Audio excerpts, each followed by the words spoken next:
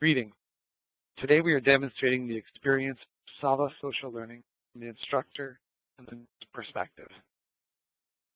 As an instructor, I'm made confident about watching my students progress through the path of their certifications, their courses, and their curriculums because their progress is backed by the formal structure of Saba Learning. I have additional confidence in having my students achieve their objectives because they have been dynamically added to their social learning experience, their class or group. In this particular case, as an instructor, video playback has been added to a path. And when added to the path, it has been broadcast to the students. When broadcast to the students, it is to their inbox. Here you can see inside of my student inbox. And as a student, I've received a notification from my instructor that I can link to the latest information that's part of my social learning experience. Inside my social learning experience, I see that I'm part of the General Manager Certification Community. Inside the General Manager Certification Community, I see that my instructor, Chuck Olaski, has also recently added a safety video presentation to the General Manager community. This safety video presentation is what was broadcast to me, and I can see as part of my social learning experience that I can quickly take action on that. I can click on the safety video presentation and launch it.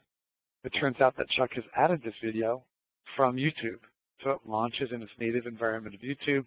I can watch it and proceed back to my community. From within my community, I also have access to other members, so I can see my classmates. I can see my classmates, and I can see their profiles. Here I've clicked on my classmate, Michael. I know that Michael was the member of my team when we developed our group project, and I can leave an impression on Michael, thinking that he's exceptional and thanking him for his help. And then I can share my impression with my group. In addition to having access to my classmates, I also can ask them questions in case I need an answer to any open items. I can do that by chatting with them. If I don't want to, or if I can't find them online, or they're unavailable via a chat, I also can ask questions to my classmates via discussion forums. And inside of a discussion forum, I can ask things like, can I resubmit my final project? And from there, if neither my instructor nor my classmates get back to me, I can also ask the community at large or seek assistance from the community at large.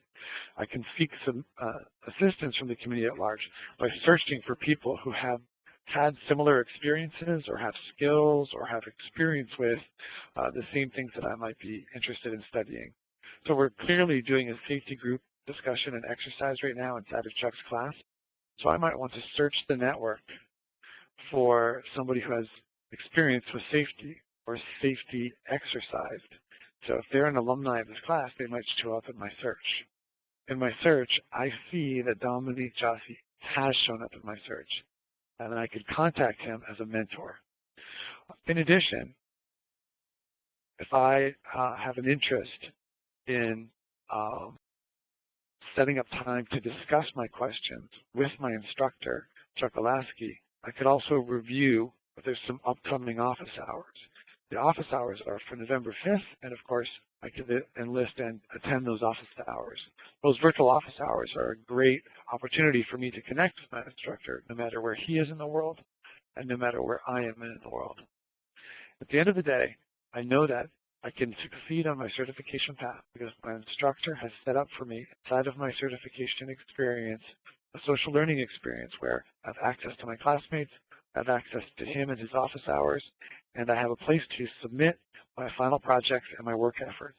In this case, I submitted my final project for my team, and we're good to go.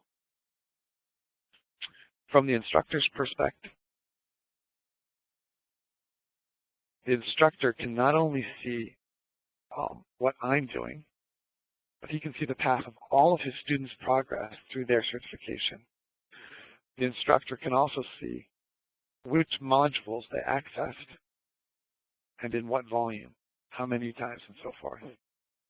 Furthermore, the instructor can see at a broader level, how progress across multiple different certifications that instructor might be teaching are proceeding, and how any one particular certification pathway stack ranks against the progress of other certification classes the instructor might be teaching.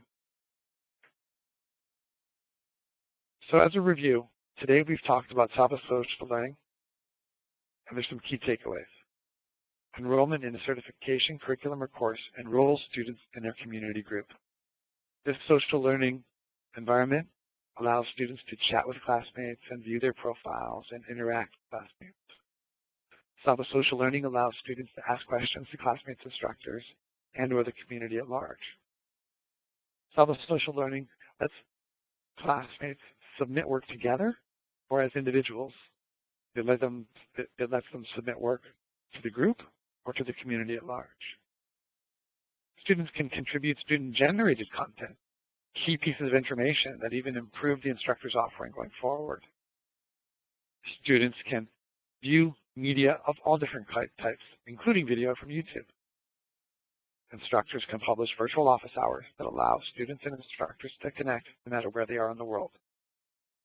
Plus, there's expertise research, where if I don't get an answer from my instructor, I don't get an answer from my classmates, I can seek across the expertise of the larger community for alumni and mentors who can help me succeed in my learning. I hope you enjoyed the demo and appreciate your time.